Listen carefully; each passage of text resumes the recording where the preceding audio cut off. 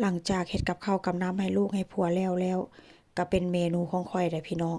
สังเกตเบิ่งมีดเด้อคมแท้คมว่ามื้อนี้ก็ได้ใจอะแท้ว่าพี่น้องเอ้ยมื้อนี้ข้อยก็จิมาเฮ็ดห่อเมี่ยงก็เป็นห่อเมี่ยงเนื้อหมูติดมันเด้อยากหลายมื้อแล้วล่ะแต่ว่ามันบ่มีเนื้อหมูพี่น้องวันนี้ผัวไปซุปเปอร์มาร์เก็ตไปเมื่อวานนี้เพิ่นก็ซื้อมาผัวซื้อมาว่าซั่นซะก็คือว่าฮู้ใจอะแท้ว่าแต่ว่าถามว่าข้อยบอกเพิ่นซื้อบ่ ข้อยก็บ่ได้บอกพี่น้องลักไปเมื่อวานนี้ก็ลักไปสำนักข้อยบ่ได้ฮู้ว่าซั่นซะข้อยก็คิดว่าข้อยอยากจุ่มหลายมื้อแล้วอยากห่อกินหลายมื้อแล้วแต่ว่ามันบ่มีเนื้อหมูก็ถูกจังหวะแบบว่าผัวซื้อมาพี่น้องข้อยก็เลยสิเอามาล้างแล้วก็มาหั่นมื้อนี้ได้ใจอะแท้ว่ามีดก็ได้พี่น้องเอ้ยซื้อมาราคา70บาทไซซ์คุ้มค่าไซซ์คักไซซ์แน่ไซซ์ดีอะแท้อะว่าข้อยก็เลยเว้าใส่ผัวข้อยเบิ่งแม่มีดนี่น่ะซื้อมา70บาท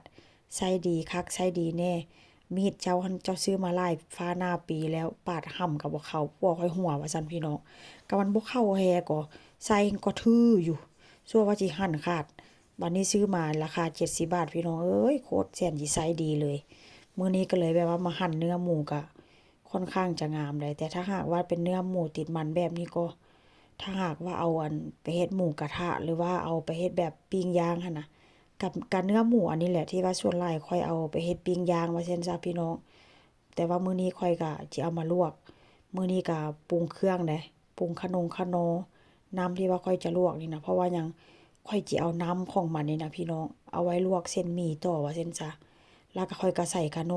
อแล้วก็ใส่น้ำหมักไก่น่ะหมักไก่ที่แบบว่าหมักไก่แล้วใส่นมหั้นน่ะพี่น้องสังเกตว่าน้ำมันหั้นมันจะมีแบบว่าฟองสีขาวๆฟองสีขาวๆหั้นบ่แม่นหยังเดะมันเป็นนมที่แบบว่าข้อยหมักใส่ไก่หั้นน่ะพี่น้องน้ำหมักไก่ข้อยก็เอามาต้มจนน้ำมันเดือดมันฟดแล้วค่อยก็เอาเนื้อหมูนี่ลงไปต้มหันสิทิ่มก็เสียดายพี่น้องเพราะว่าหยังน้ำนัวว่าซั่นซะมันก็บ่ได้มีหยังหลายเนาะมีแต่มีแต่ซีอิ๊วขาวกับพริกไทยว่าซั่นซะเนาะข้อยก็เลยบ่ทิ่มเห็นบ่หลังจากข้อยลวก เนื้อหมูแล้วค่อยก็จะเอาเส้นหมี่ลงไปต้มหรือว่าไปลวกเพราะว่าหยังหั้นสิเปลี่ยนน้ำใหม่เนาะมันก็สิบ่นัวหั้นนะผู้ใดเคยเป็นเด้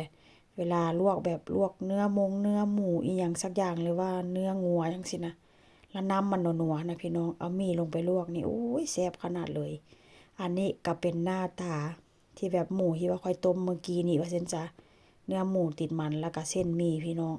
มื้อนี้ก็จิห่อกินแซ่บๆ มีผักชีมีห้องป้อมแล้วก็มีผักสลัดแล้วก็มีมะแตง